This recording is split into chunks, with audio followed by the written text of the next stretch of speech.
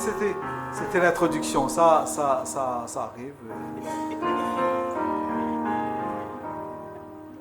Mon sauveur, je voudrais être une fleur dans tes parvis, briller pour toi seul, ô Maître, puisque par toi seul je vis, dans le silence répandre le parfum de ton amour, dans la nuit obscure attendre l'aurore de ton retour.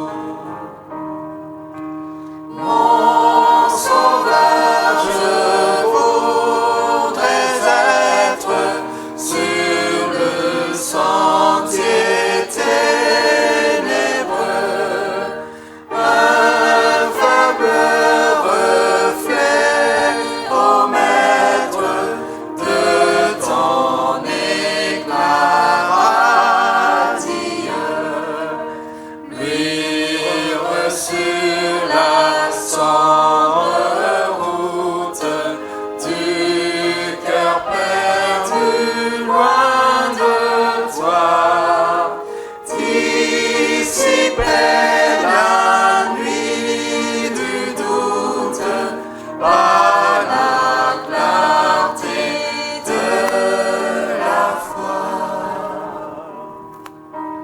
Mon sauveur, je voudrais être comme un écho de ta voix pour proclamer, ô doux Maître, le mystère de ta croix, pour parler de délivrance à ce qu'assaille la mort, pour consoler la souffrance et montrer à tous le port. Asseyez-vous.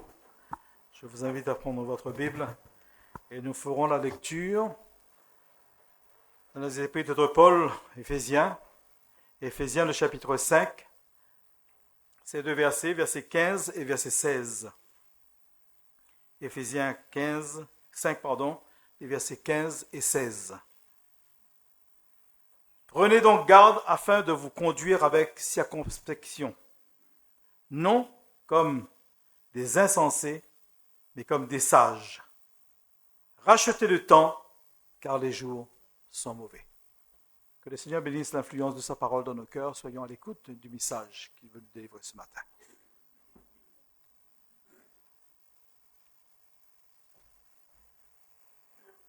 Rebonjour.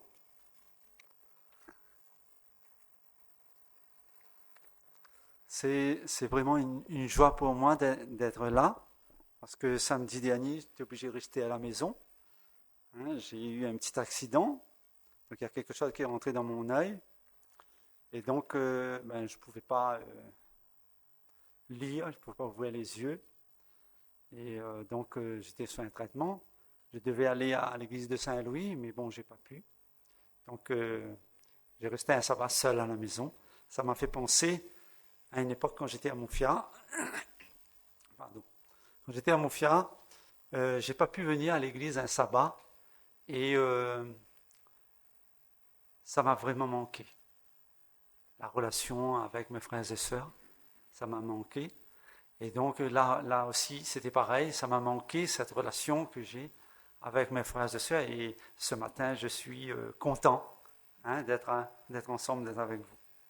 Et comme c'est moi qui dois partager la parole, donc c'est une responsabilité aussi.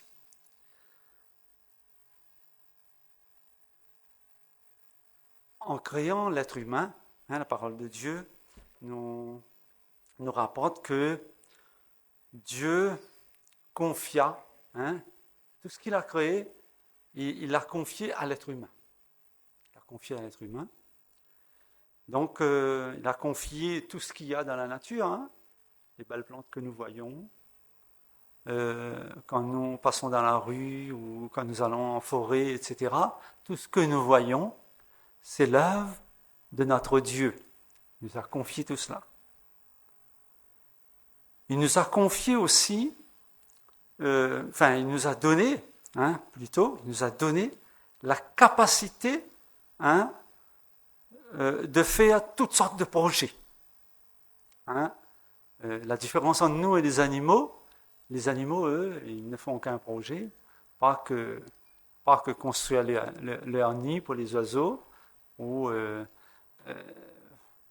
pour les autres animaux, différentes choses, mais ils ne font pas de grands projets. Leur projet reste juste se nourrir et se multiplier. D'accord ? Mais nous faisons toutes sortes de projets, tellement qu'il y a même des gens qui veulent aller habiter sur Mars. Donc, vous voyez, Donc, voilà, Dieu nous a donné, à l'être humain cela, et puis Dieu nous a donné quelque chose qu'on peut pas avoir un impact dessus. Dieu nous a donné le temps. Avant la création de l'être humain, je ne sais pas s'il existait le temps. Quand nous pouvons dire le temps existe parce que ce matin le soleil se levait et ce soir le soleil va se coucher. Et ainsi de suite. Continuellement. Quand est-ce que ça va s'arrêter? On ne sait pas.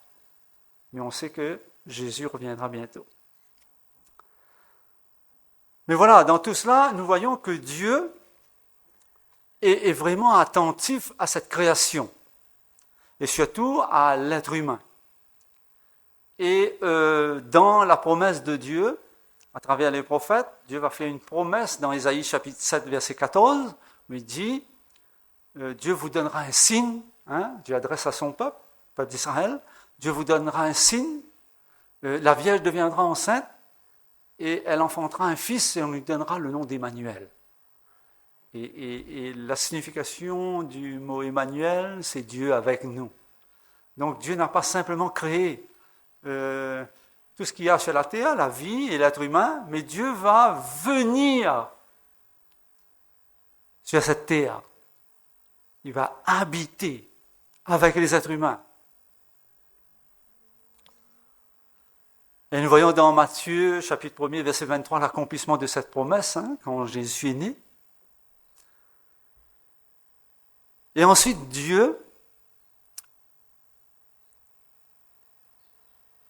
va manifester dans la vie de cet être humain, de son Fils, un amour qui était un mystère pour tout l'univers, même pour les chérubins, même pour les séraphins dans le ciel qui sont en présence de Dieu, qui sont au service de Dieu.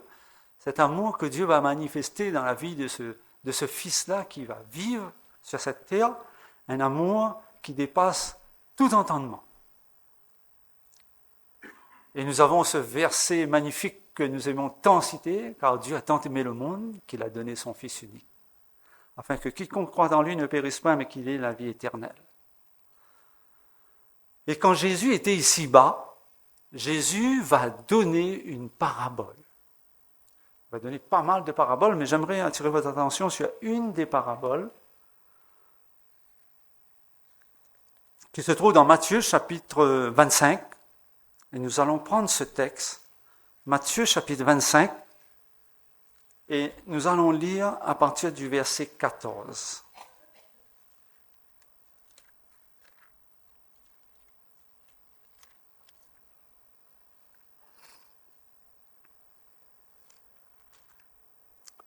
On va prendre le premier verset du chapitre 25, le premier verset.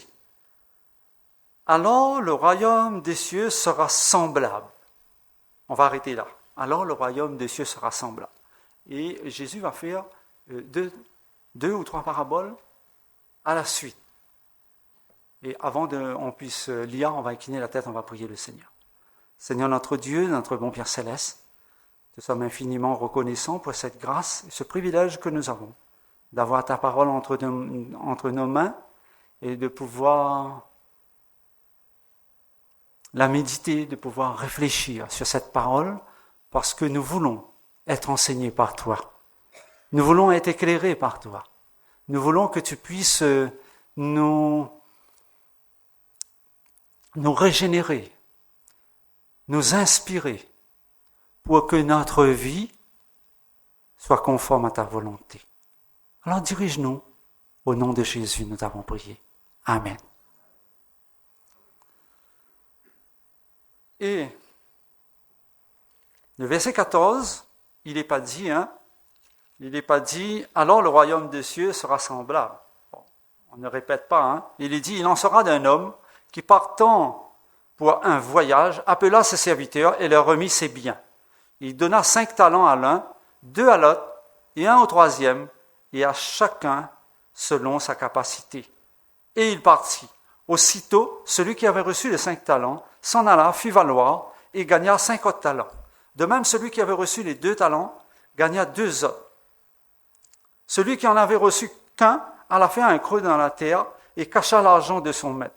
Longtemps après, le maître de ses serviteurs revint et leur fit rendre compte. Celui qui avait reçu les 5 talents s'approcha en apportant 5 autres talents. Et il dit, Seigneur, tu m'as remis 5 talents, voici j'en ai gagné 5 autres. Son maître lui dit, c'est bien bon et fidèle serviteur. Tu as été fidèle en peu de choses, je te confierai beaucoup. Entre dans la joie de ton maître. Celui qui avait reçu 2 talents s'approcha aussi et dit, Seigneur, tu m'as remis 2 talents. Voici j'en ai gagné 2 autres. Son maître lui dit, c'est bien bon et fidèle serviteur. Tu as été fidèle en peu de choses, je te confierai beaucoup. Entre dans la joie de ton maître. Et celui qui avait reçu qu'un talent s'approcha ensuite et il dit, Seigneur, je savais que tu es un homme dur, qui moissonne où tu n'as pas semé, et qui amasse où tu n'as pas vanné. J'ai eu peur, et je suis allé cacher ton talent dans la terre. Voici, prends ce qui est à toi. Son maître lui répondit, serviteur méchant et paresseux. Tu savais que je moissonne où je n'ai pas semé, que j'amasse où je n'ai pas vanné. Il te fallait donc remettre mon argent au banquier, et à mon retour, j'aurais retiré ce qui est à moi, avec un intérêt. Ôtez-lui donc le talent et donnez-le à celui qui en a les 10, car on en donnera à celui qui a, et il sera dans l'abondance, mais à celui qui n'a pas, on notera même ce qu'il a. Et le serviteur inutile, jetez-le dans les ténèbres du dehors, où il y aura des pleurs et des grincements de dents. Voilà la parabole. Dans cette parabole, nous voyons un maître qui a 3 serviteurs. Ce n'est pas par hasard que Jésus prend le chiffre 3. Ce maître a 3 serviteurs. 2 serviteurs va agir avec responsabilité. Ils vont obéir au maître et ils vont faire travailler le talent que le maître leur a donné. Et le résultat va être positif. Mais le maître a donné aux 3 serviteurs des talents. Et le texte nous dit, selon leur capacité. Donc tous n'ont pas la même capacité.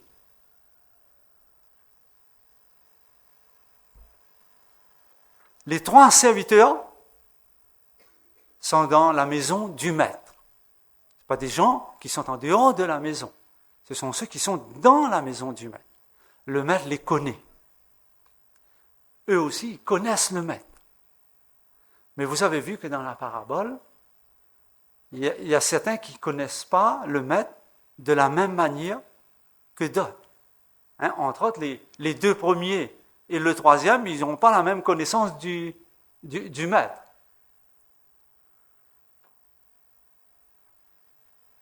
Et donc, on voit qu'il y a 1 sur 3 qui fait défaut. qui n'obéit pas à l'ordre du maître. Et si Jésus prend ce rapport 1 sur 3, c'est qu'il veut nous faire comprendre quelque chose.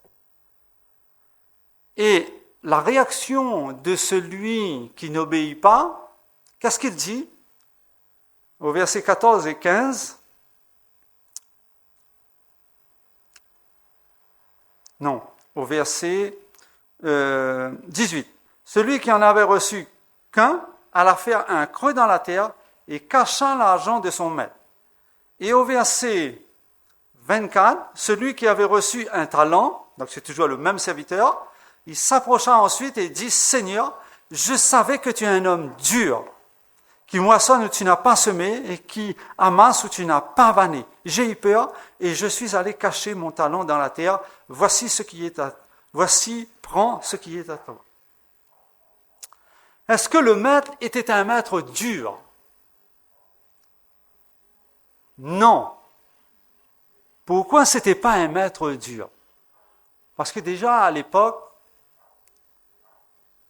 un maître ne donnait jamais ses biens à ses serviteurs. Donc, on nous dit, le texte, un maître remit ses biens à ses serviteurs. Non. En général, le maître va donner ses biens à un contre-maître qui va gérer ses biens, mais pas à ses serviteurs. Si le maître donne à ses serviteurs, c'est que le maître reconnaît ses serviteurs comme des gens de confiance. Donc il peut faire confiance à ses serviteurs. Ils ont des capacités. Et donc le maître attend que les serviteurs puissent réellement montrer qu'ils sont dignes de confiance, dignes de faire partie de la maison du maître.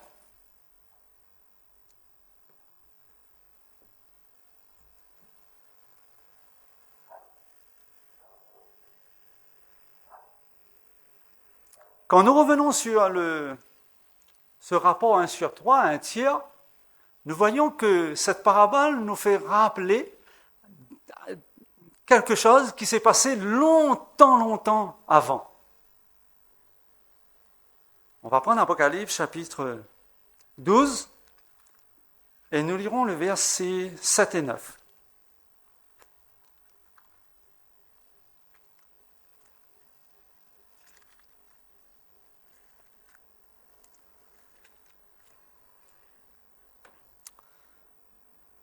Ce qui s'est passé tellement longtemps avant, c'était même avant la création. Verset 7 et 9, il nous dit, « Il eut guerre dans le ciel, Michel et ses anges combattirent contre le dragon, et le dragon et ses anges combattirent. Mais ils ne furent pas les plus forts, et leur place ne fut plus trouvée dans le ciel, et il fut précipité le grand dragon, le serpent ancien, appelé le diable et Satan, celui qui séduit toute la terre, il fut précipité sur la terre, et ses anges furent précipités avec lui. » Si nous prenons le verset 3 et 4 du chapitre 12, on nous dit un autre signe paru encore dans le ciel. Voici, c'était un grand dragon rouge feu, ayant 7 têtes et 10 cornes, et sur ses têtes 7 diadèmes. Sa queue entraînait le tiers des étoiles du ciel et les jetait sur la terre. Donc, nous voyons qu'il y a bien un être qui était dans le ciel, et il fut chassé du ciel. Et si vous prenez cette parabole et vous voyez la fin de cette parabole, le verset 30 de Matthieu 25, vous voyez, « Et le serviteur inutile, jetez-le dans les ténèbres du dehors, où il y aura des pleurs et des grincements des dents. » Nous voyons la même perspective, le serviteur est jeté dehors. Donc nous voyons que dans le ciel, il y a eu un être, Ézéchiel 28, verset 12 à 14, ou Ésaïe 14, verset 12 à 14, nous parle de cet être, de ce chérubin qui était dans la présence de Dieu, mais qu'à un moment donné, il ne voulait plus faire la volonté de Dieu. Il ne voulait plus faire la volonté de Dieu. Et donc, Dieu a usé de compassion, de miséricorde, de bonté envers lui, mais il n'a rien voulu savoir. Et donc Dieu était obligé de l'expulser du ciel. Et le texte nous dit qu'il fut jeté sur la terre et ces anges furent jetés avec lui. Donc ils sont au nombre d'un tiers. D'accord ? Par rapport à tout ce qu'il y a dans la maison paternelle, dans la maison céleste. Et Jésus reprend cette parabole et remonte cette même image d'un tiers dans la maison de ce maître. Et il y a une catégorie de personnes qui ne veut pas se soumettre à son maître. Ce n'était pas un serviteur qu'ils viennent d'acquérir. Ne venez pas d'acheter ce serviteur ou de louer ce serviteur. C'était un serviteur qui était déjà à son service depuis déjà un certain temps. Mais vous voyez qu'on peut être au service de quelqu'un et avoir une opinion différente des autres, de cette personne-là.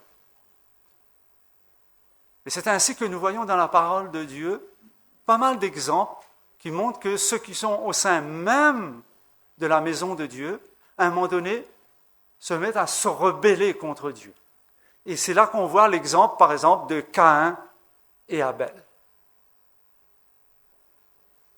Ce n'est pas une rébellion ouverte, comme on a dit ce matin dans l'école du sabbat, ce n'est pas une rébellion ouverte que Adam pouvait voir depuis l'enfance quand Caïn a grandi. Non, c'est quelque chose qui va se voir à un moment donné.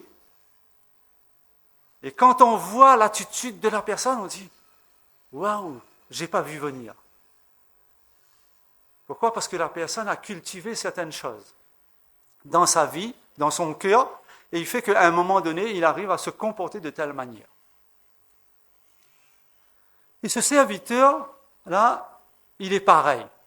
Et Jésus donne cette parabole juste pour montrer juste qu'avant son retour, il y aura cette catégorie-là.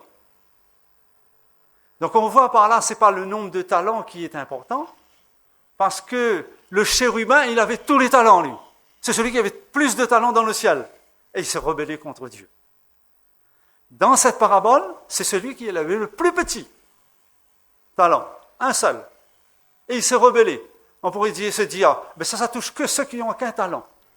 Si je me mets dans ceux qui ont plus de talent, donc ça ne me concerne pas. Non, la parabole ne nous dit pas ça. La parabole nous fait comprendre que quelle que soit la quantité de talent que nous avons, que le Seigneur nous a donné, c'est ce qu'on va faire avec qui est important. Soit on va honorer le maître, soit on va rejeter le maître. Et vous voyez bien que ce serviteur, il n'a pas pris le talent et il n'a pas fait la fête avec le talent. Non. Parce qu'il sait que le maître est un maître dur. Donc il va rendre le maître son talent. Quelque part, on va dire, il est honnête.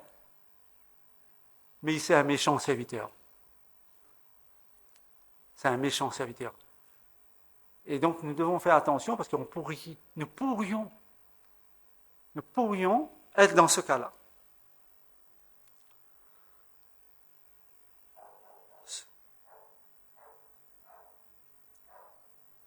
Donc, le maître, la question qu'on peut se poser, c'est que le maître a-t-il bien évalué ses serviteurs ? Oui, il a bien évalué. Parce que quand il a donné 5 talents à un, qu'est-ce qui s'est passé ? On nous dit selon la capacité de chaque serviteur. Donc, selon le maître, celui qui a reçu 5 talents, il doit être en capacité de faire fructifier ce talent. Est-ce que ça a été une réussite ? Oui, ça a été une réussite. Et le maître va lui dire, entre dans la joie de ton maître. Tu as été fidèle en peu de choses, je te donnerai beaucoup. Celui qui a reçu 2 talents, il a agi et il démontre que le maître avait raison. Le maître connaissait son serviteur et son serviteur avait les capacités de pouvoir faire prospérer les biens du maître. Et le maître a confié au 3e un talent. Et le maître a eu raison de le confier parce qu'il avait la capacité de pouvoir gérer ce talent. Mais sauf ce qui fait la différence entre les deux autres, il ne voyait pas le maître du même œil que les deux autres. Il voyait ce maître comme un maître dur. Et vous savez, quand vous prenez l'exemple de Caïn, et je vous invite à le lire, si vous n'avez pas essayé de vous procurer le livre Patriarches et Prophètes, ou même, ce fut un temps, on avait aussi le livre Le plan de la rédemption, qui est le gros livre là. Et Ellen White aborde ce sujet-là avec quand même pas mal d'informations, qui est intéressant à voir, parce que quand on voit comment Caïn est arrivé à avoir cette envie de tuer son frère et de passer à l'action et de tuer son frère, eh bien c'est qu'il a cultivé une certaine méfiance, une certaine haine, une certaine méchanceté dans le cœur contre Dieu. Parce que n'oublions pas que quand Adam et Ève avaient péché, Dieu les avait exclus du jardin. Mais le jardin était toujours là. Jusqu'à le déluge, le jardin était toujours là. Tout le monde pouvait passer et voir le jardin de loin. Mais il ne pouvait pas entrer dans le jardin. Parce que Dieu avait mis une garde de chérubins avec des épées flamboyantes pour empêcher l'accès. L'accès aux êtres humains, mais l'accès aussi aux anges diaboliques, etc., qui auraient peut-être pris le fruit de l'arbre de vie et donné aux autres à manger. Mais Dieu a mis une garde devant ce jardin. On pouvait voir le jardin, mais on ne pouvait pas y entrer. Et Caïn voyait à travers cela que Dieu était méchant. Pourquoi ils ne peuvent pas manger l'arbre de la vie? Pourquoi ils ne peuvent pas bénéficier de tout ce qu'il y a dans ce jardin? Mais comme Dieu a accepté le sacrifice de son plus jeune, son frère Abel, que Dieu n'a pas accepté le sien, son offrande, ben sa colère a monté doublement. Il ne pouvait plus se contrôler. Quand il voyait, il ne peut pas atteindre Dieu. Mais quand il voyait son frère, il pensait à ça. Mais il a laissé déchaîner sa colère sur son frère. Et il a tué son frère. Pour nous montrer que les choses n'arrivent pas d'un coup comme ça. C'est avec le temps. Petit à petit. On cultive, on garde, on a de la rancune, etc. Et après, ben, ça débouche sur quelque chose qu'on ne peut même pas imaginer. Mais quelque chose de mal et très grave. Ce serviteur a échoué parce qu'il a fait un choix.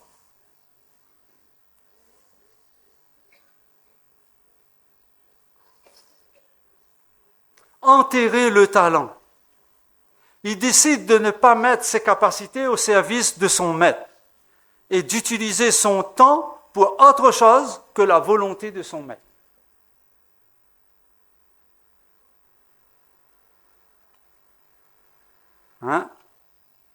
Il a décidé de mettre ses capacités, de ne pas mettre ses capacités au service du maître, parce que comme le maître est dur, il n'est pas digne que je le sers, et il va utiliser son temps pour autre chose que de faire la volonté du maître.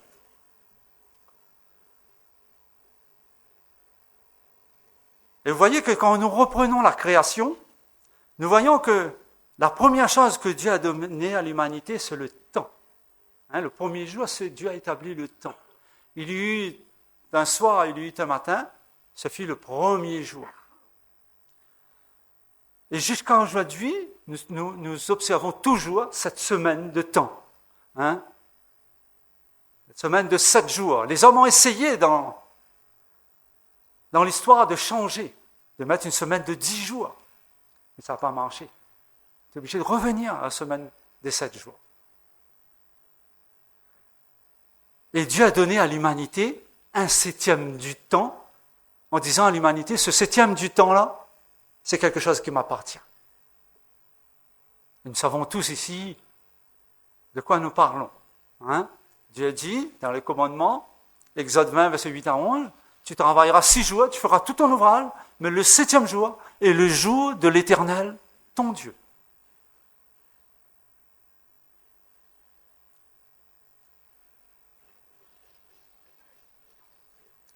Mais la question que je me pose, c'est que, est-ce que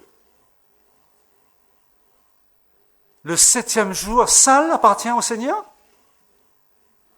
Ou c'est tous les jours qui appartient au Seigneur? C'est tous les jours qui appartient au Seigneur. Dieu nous prête ce temps. Dieu dit, je vous donne ce temps pour toutes vos activités que vous avez à faire. Le 7e jour, c'est à moi. Et nous profitons de cela. Et par rapport à Israël, nous profitons doublement, nous. Parce qu'on profite du 7e jour et du 1er jour. Parce que le monde, il donne le 1er jour de la semaine comme jour férié, comme jour de repos. Mais voilà. Est-ce que nous sommes toujours conscients que même si Dieu a dit les 6 premiers jours, c'est notre temps, ce temps appartient toujours à Dieu. Alors la question qu'on doit se poser, c'est est-ce que dans ce temps, Dieu a sa place dans notre emploi du temps? Dans ce temps des 6 jours, est-ce que Dieu a sa place dans notre emploi du temps? Ou est-ce que nous sommes des adventistes que du 7e jour? Ça me fait penser à un frère qui est âgé là, qui ne vient plus à l'église, mais que lui a discuté avec un témoin de Jéhovah, et ce témoin de Jéhovah lui a dit, vous êtes adventistes du 7e jour. Nous sommes des témoins de Jéhovah de tous les jours. Mais nous pourrions être un adventiste que du 7e jour. Et vous savez que quand je suis devenu adventiste, il y avait pas mal de réunions, les autres jours. Aujourd'hui, il n'y en a plus. On concentre tout sur le sabbat pour être libre les autres jours. C'est presque comme si ça devenait une corvée de pouvoir s'occuper des affaires de notre Dieu, des affaires du Maître. Réfléchissons. J'espère que ce n'est pas le cas pour nous. Parce que vous voyez, ce serviteur, Dieu a remis à tout le monde. Personne, aucun des serviteurs ne peut dire qu'il n'a rien reçu. Tout le monde a reçu. Qu'en fait-on de ce que le Seigneur nous a donné? Et vous voyez que ce serviteur, lui, il va dire au maître, prends ce qui est à toi. Et cela nous fait comprendre que qu'est-ce qui appartient au Seigneur dans notre vie? Le sabbat appartient au Seigneur. Ok, Seigneur, ça t'appartient? Je vais le faire.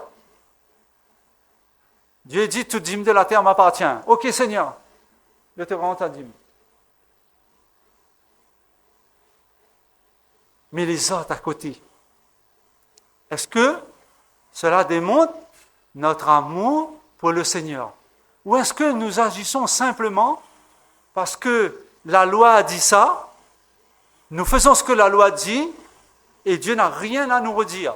Nous sommes clean par rapport à la loi. Mais si Dieu faisait les choses selon la loi, tous les êtres humains seraient perdus. Tous les êtres humains seraient perdus. Heureusement que Dieu n'a pas agi selon la loi, mais il a agi selon sa grande miséricorde, selon son amour. Dieu a tant aimé le monde qu'il a donné son Fils afin que personne ne puisse périr, mais que tous puissent arriver à la vie éternelle. Nous bénéficions de ça. Et vous voyez que le plus de temps où nous vivons, ce n'est pas le temps que nous passons dans la maison de Dieu, c'est le temps où nous vivons chez nous, dans nos activités. Alors la question qu'on devrait se poser, est-ce que Dieu a sa place dans toutes nos activités? Est-ce que Dieu est présent? Est-ce que Dieu est présent dans ma vie personnelle, dans la gestion de mon temps? Est-ce que Dieu est présent dans la gestion de ma famille? Et comme notre frère Téti a fait ressortir ce matin à travers le code de sabbat que la communauté aussi est vraiment importante, est-ce que Dieu a sa place dans mon emploi du temps, est-ce que Dieu a sa place dans la communauté, dans mes rendez-vous, mes rencontres avec mes frères et sœurs? Si Jésus donne cette parabole, c'est qu'il y a le royaume de Dieu à gagner. Parce qu'il va revenir. Et vous voyez celui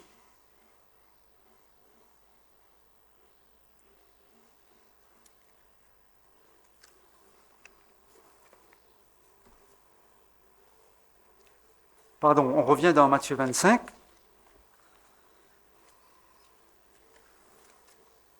Celui qui a été, Dieu va le traiter de méchant serviteur. Et qu'est-ce qui va arriver à ce serviteur? Il sera jeté dehors. Le maître a voulu élever ce serviteur à agir comme le maître, à se comporter comme le maître.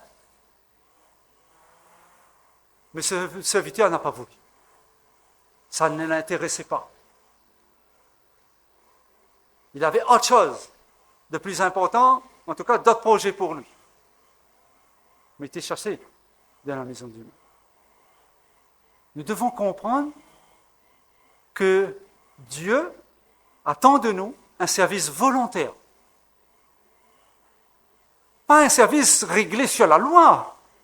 Oui, c'est déjà pas mal, on va dire, réglé sur la loi. Mais ça ne fait pas tout. Parce que si vous revoyez les évangiles, vous allez voir que les pharisiens vivent la loi dans les moindres détails, Et pourtant, Jésus va les appeler race de serpents. Et vous savez, race de vipères, quand on dit race de serpents, ça voulait tout dire. Hein? Parce que le texte qu'on a lu dans Apocalypse chapitre 12, versets 7 à 9, il est dit, il y guère dans le ciel, Satan et ses anges combattirent contre le Fils de Dieu. Hein? Et Dieu a précipité le serpent ancien, appelé le diable. Donc quand on parle de serpent, on fait référence bien à l'ennemi de Dieu. Et Jésus va dire aux pharisiens, vous avez pour père le diable. Donc on peut être dans la maison de Dieu et avoir pour père le diable. Parce que tous ceux qui ne font pas la volonté de Dieu et cherchent leur propre volonté, on a vu à travers l'école du sabbat, c'est l'idolâtrie, on s'idolâtre. On résiste à la parole de Dieu. Et ce que le Seigneur veut pour ses enfants, c'est pas que ses enfants résistent, mais obéissent. Et vous voyez, quand vous obéissez, vous voyez le résultat. Est-ce que ces deux serviteurs qui ont obéi, ils avaient de quoi se réjouir? Oui, ils avaient de quoi se réjouir. Parce que le maître était content. Et le maître va leur dire, venez, réjouissez-vous avec moi. Mais voyez, le serviteur méchant, lui, il ne peut pas se réjouir. Il n'y a pas sujet à se réjouir. Donc c'est là que nous voyons que si nous nous mettons au service du Seigneur, si le Seigneur a sa place dans notre temps, dans notre emploi du temps, de chaque jour de la semaine, et en plus le sabbat, alors nous mettons notre plaisir dans le Seigneur. Nous pouvons voir la main du Seigneur diriger les choses. Voir la main du Seigneur dénouer des situations qui ne peuvent pas être dénouées par nos mains.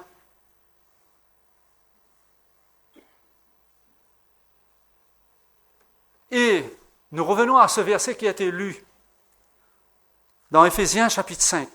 Donc on va revenir à ce verset.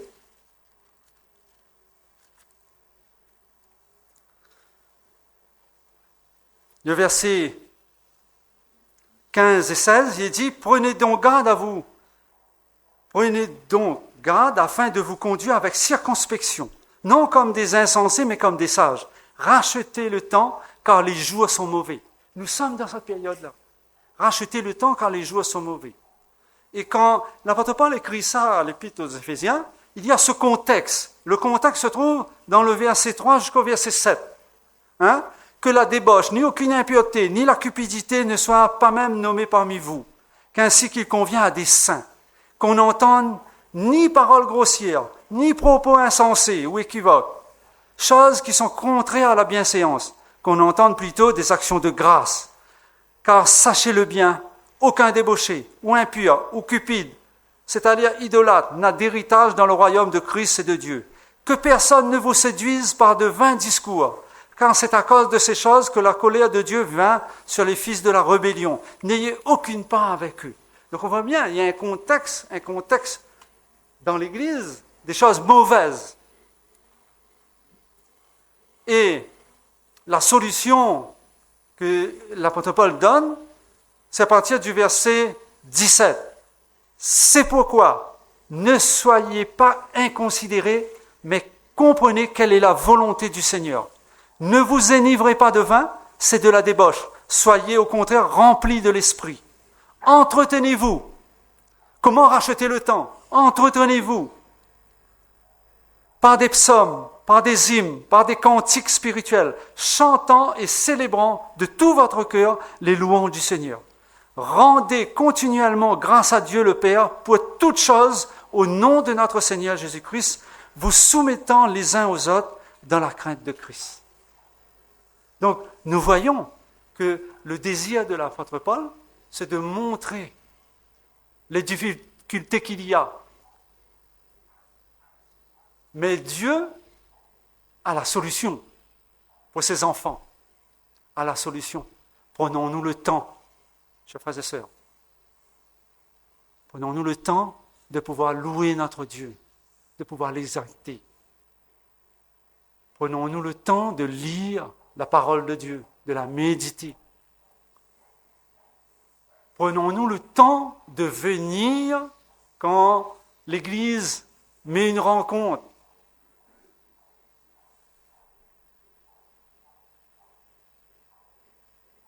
Est-ce que c'est des choses qui ont de l'importance pour nous?